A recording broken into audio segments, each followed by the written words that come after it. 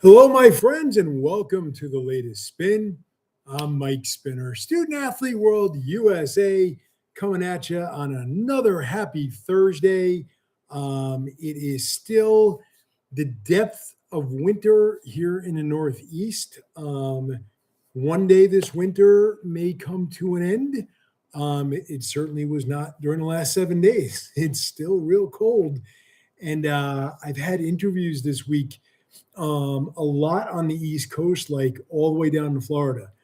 And so, over the years, I've kind of gotten used to this idea that, hey, someone's from Florida, someone's from Georgia, they're going to be in a t-shirt and shorts when they appear on the Zoom, and their families are all going to be dressed for the summer in February, and I'm, wearing fleece. And it's like it's cold everywhere, though.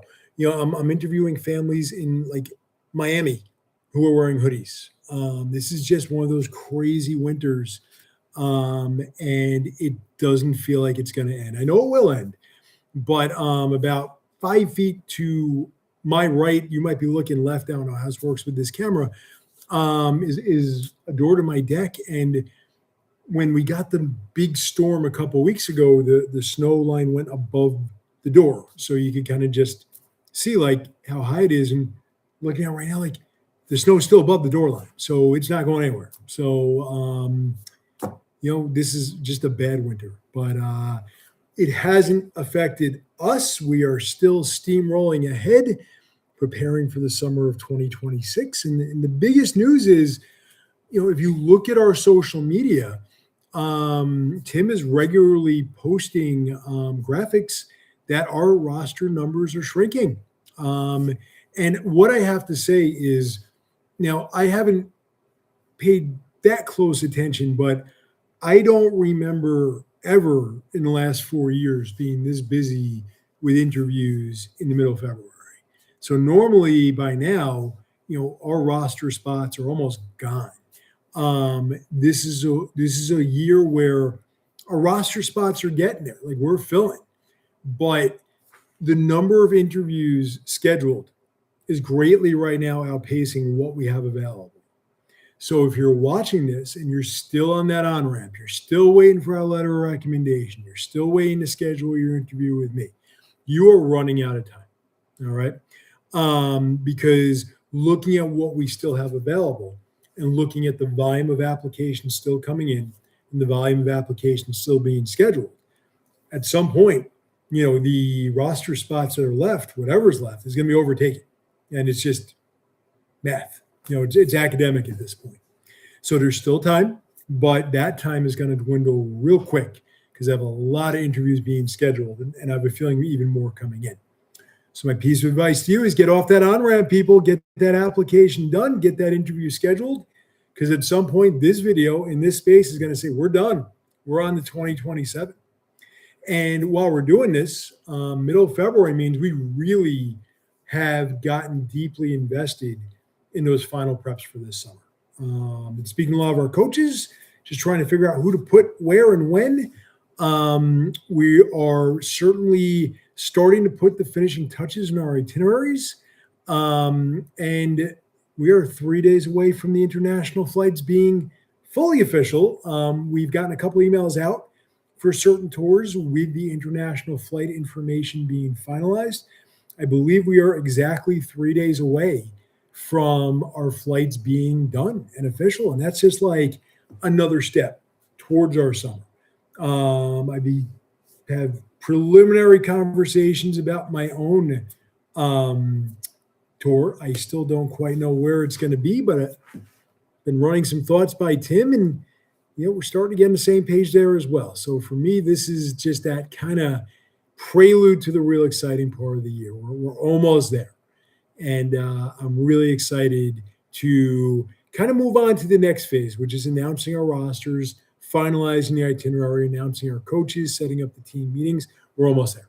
We're almost in that part of the year, which for me is a little slower in terms of the volume of work, but certainly even more important and more fun and more exciting in terms of the quality of the work. So it's a time of year that I'm really excited to get towards. Next week we'll be in late February. And usually during the month of March is when everything's almost done. And, we're just now finishing up planning. So my message to you is, and I've said for a couple weeks now, if you have interviewed and are waiting to secure your roster spot, do not wait. If you have completed your application and are waiting to set up your interview, do not wait. And if you've only just started your application and you're waiting to finalize your application and set up your interview, don't wait. We don't have enough roster spots for that. Get to work, meet with me, and you may just find yourself going around the world this summer with us. And now, What in the World? And What in the World this week is brought to you by Ghirardelli. And why Ghirardelli? Because we're 48 hours away from Valentine's Day, and I think Ghirardelli makes the best Valentine's Day chocolate on the market. So why not bring them aboard as a sponsor?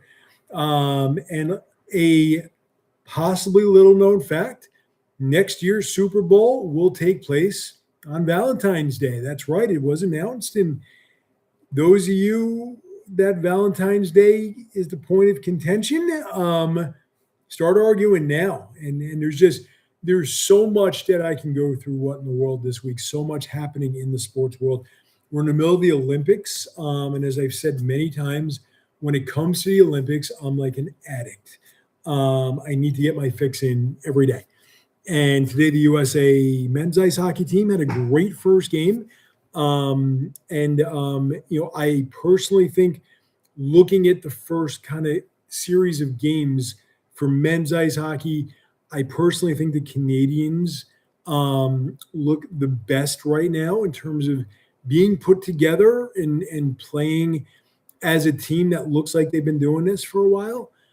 So if I'm a USA fan, I'm a little worried about the Canadians right now, but the Americans certainly proved the point today, which is exciting. And just the other sports is just so much fun.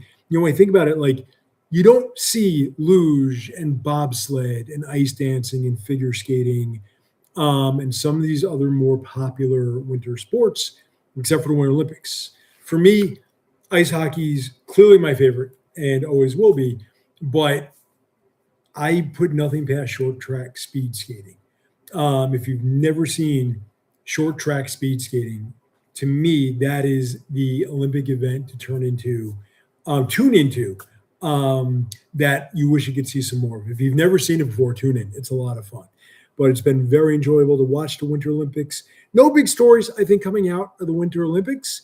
Of course, we had the Super Bowl last Sunday, and, it was not overly interesting. And I don't consider that to be controversial. There is no rule that says the championship game of a sport should be exciting. You want it to be. You hope it is. For me, it was kind of funny because I live in New England, and the Patriots, didn't quite show up. But, congratulations to the Seattle Seahawks. I mean, they, during this playoffs, proved to be just the team that put it together at the right time. And the guy you got to really feel good for is Sam Darnold. I don't hate on the New York Jets much. There was a time, when Rex Ryan was their coach, that I genuinely wanted to see the Jets lose. But he was the franchise for the Jets when they drafted him, and he fizzled big time. And he had that stint in Carolina where it didn't quite work out. Then he went to Minnesota, did really well for them, but they decided that he wasn't their long-term quarterback.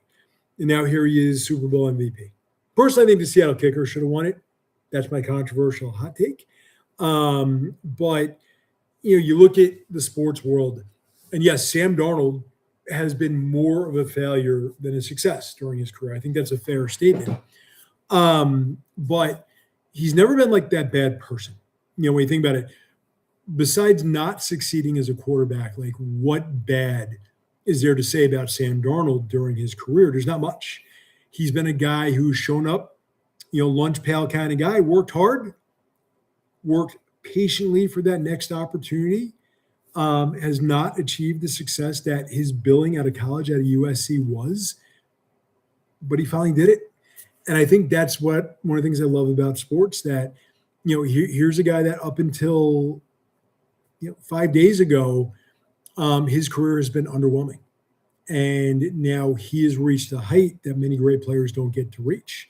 Won a Super Bowl, won the MVP, and congratulations to Sam Darnold. He stuck it out all these years. There are years that you wondered, will he be in the league any longer? And it's just, it's a really great thing to see somebody not give up on their dream and achieve what he achieved this year. So congratulations to Sam Darnold. And I'm going to dedicate the rest of What in the World to James Vanderbeek passed away yesterday. And I just loved Varsity Blues when I was much younger.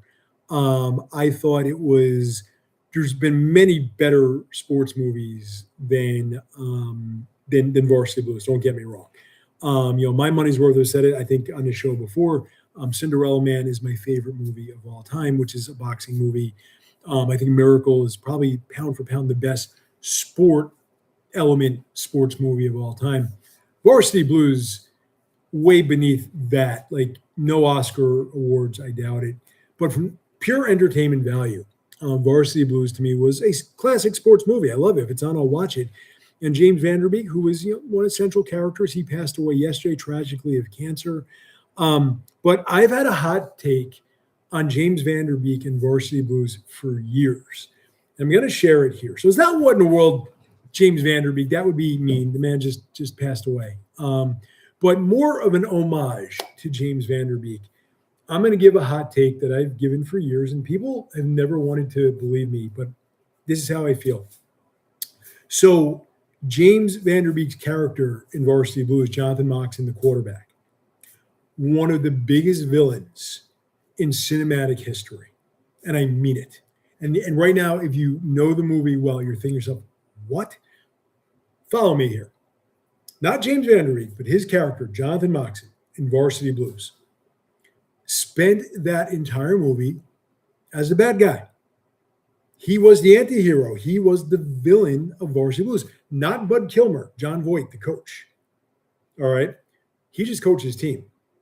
Now, he did some things that, as a coach, I would not do, playing injured players, all those things. But he was a tough coach. But the James Vanderbeek character of Jonathan Moxon, think about the things he did during that movie.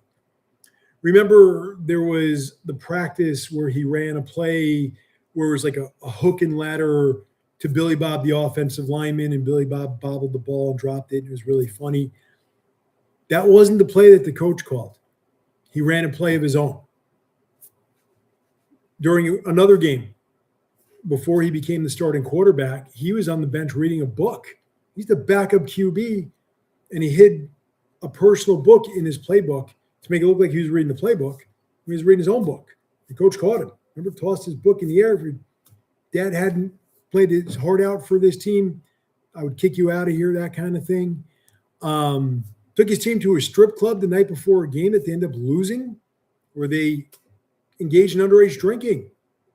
All right. Almost had a romantic evening with his best friend's girlfriend. Remember whipped cream? And I'll just leave it at that for the PG audience. Turned his entire team against the coach. And I'm sure there's other examples. Got angry at his dad and broke his nose with a football. Right? There's a lot. I mean, so here is a central sports character who at the end of the movie was the hero because he led his team to victory. But I submit that he was the villain. He did everything a sports hero should not do in that movie. And I think that's one of the things that actually makes that movie, to me, very entertaining. That you have the hero who's actually the villain. And I think it makes a very spoof comedy kind of movie kind of genius when you think about it. But if you watch that movie, and you should, it's very entertaining, even as second or third or fifth time. The whipped cream scene alone, well, I won't get into that. But if you watch Varsity Blues, watch it from the lens of Jonathan Moxon, James Vanderbeek, as the villain. And if you think of how many times he was actually the bad guy, you understand my point. He was a brilliant, evil genius in that movie. Now, I know I'm thinking a little too deeply about what was a more or less a comedy movie, But I have had that theory ever since I started coaching, which is after Varsity Blues became a movie, and I'm going to stick with that. So James Van Der Beek, rest in peace, from the standpoint of his movies and Dawson's Creek, which I never watched, but obviously was a very popular show. Very famous actor, very tragic, gone too soon.